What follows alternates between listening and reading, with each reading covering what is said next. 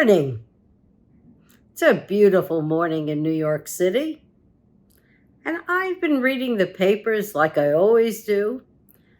And because I'm taking a course on Maimonides, the 12th century philosopher, a Sephardic Jewish man who was a doctor, and probably the beginning of Renaissance man in our world as we knew it, I've been thinking about us as people. I've been thinking about God's word and how do we know it?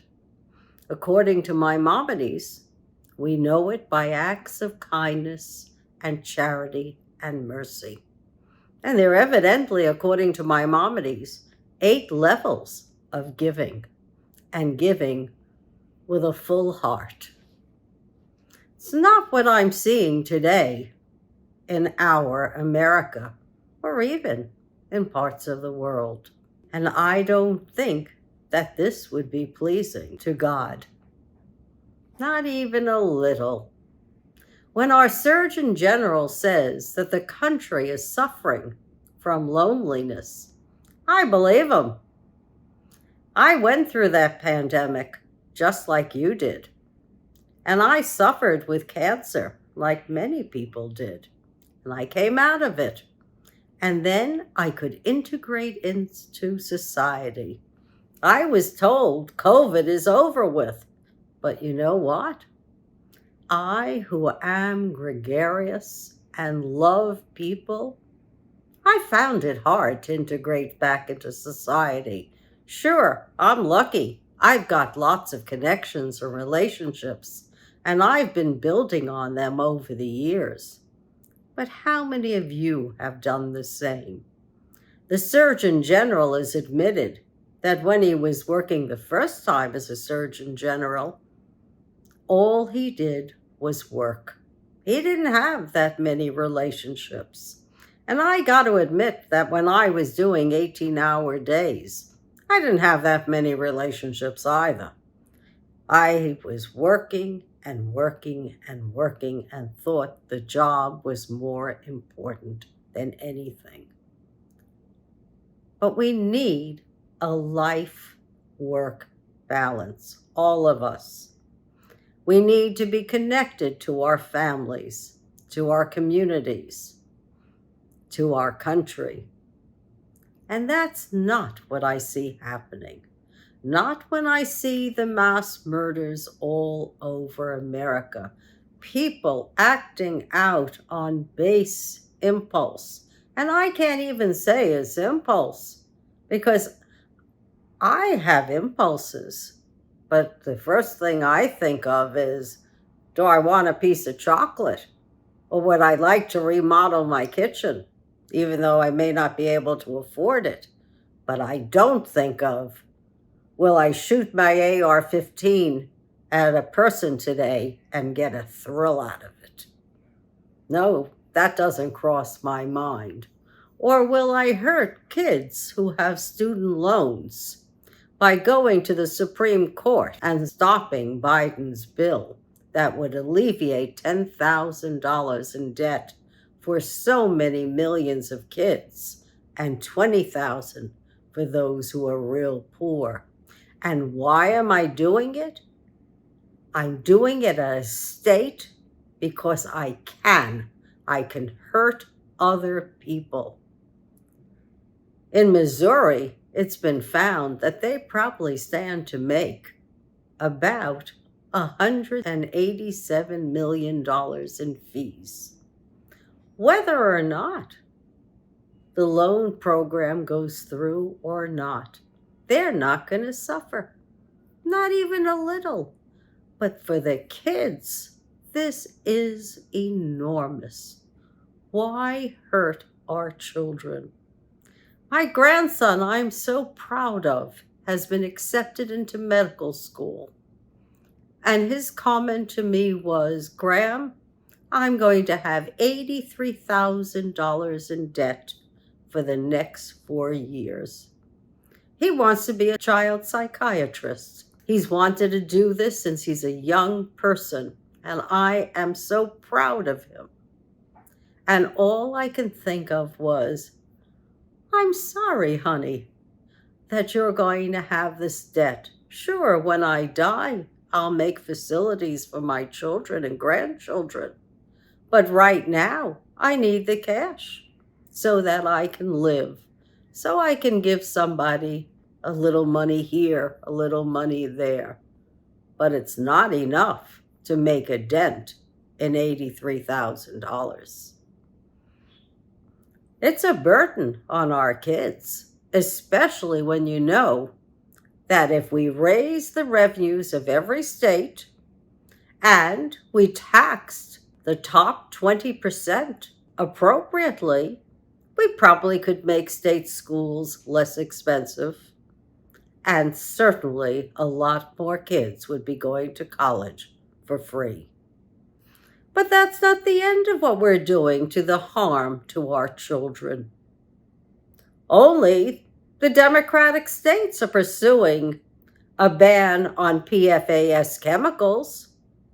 Only some of the Democratic states are looking at VOCs, which are volatile chemicals that are in our cosmetics or that we use daily, like formaldehyde, which I thought was banned years ago, may still be in nail polish.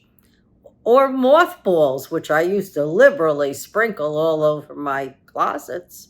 I've now switched to cedar chips because it's healthier. But only a few states are banning these volatile, toxic, polluting products. Why? This is something that's good for all citizens. We've got enough to contend with air pollution, with the way we process our meat and grow our beef, the way the world is warming. These are real problems. Why should we create others now that we know the toxicity that we're producing? The quicker we get off of it, the better, and the healthier our society will be. It's not a crime to be poor. It's a crime not to give a job to the poor. That's a crime. Or not to give aid to the poor. It's not their fault that they're poor, and that's been proven. And we have the resources in this country. We didn't have ageism discrimination, gender discrimination, racial discrimination. More people would be employed, and they're not the folks that are affecting inflation in this country. No siree. Inflation is because of corporate greed. Corporate greed that knows no bounds. Corporate greed that has no problem, like Fox News, disseminating lies because they have conditioned the people who watch their programs to lies. And now the bigger the lies, the bigger the viewers, and the bigger their attention. So why switch off the lies when you've made a generation of people believe in them? Shame on that system. What's coming out in the papers? County clerks are being removed from their jobs in at least 4 states. Because they refused to do the maintenance on their machines that was required. And they also, some of them, shared voting data with third parties. That's a crime. You can believe in a conspiracy, but when you're acting based on the Constitution of the United States of America, you've got to put your personal beliefs behind and be a law-abiding citizen. Otherwise, you should be removed from office, and there should be accountability and penalties. Living by the law is everyone's responsibility. In the old days, when the Israelites finally made it to Israel, they appointed a king, And the first thing that king had to do was write laws for himself to live by, as well as for the citizens. That's just. There is no one above the law. No one. And I'm hoping that justice will be done. Behind me, I have a sign that I got from Hebrew Union College the other day. It's to make a little box where you put in, not coins, but little papers that say, what were the acts of charity that you've done this year? And you're supposed to look at it at the end of the year. And on the box it says, justice, justice, you shall pursue justice. Well, when you're a legislator, that's what it means. You pursue justice for all your people. And what's one more thing I read about? Child labor laws becoming laxer. Well, didn't we get over that period in the early 1900s when so many kids died? What do you think happens to the family when they take their kid on a logging expedition with them and they're working and they don't really have time to supervise that child and that their child dies? You think that they're not going to think about it as long as they live? Sure, the corporation doesn't care. Again, they've got cheap labor. After hollowing out our middle class, after making it almost impossible for 40 and 50-year-olds and 60-year-olds to get jobs, now they're saying jobs are unavailable.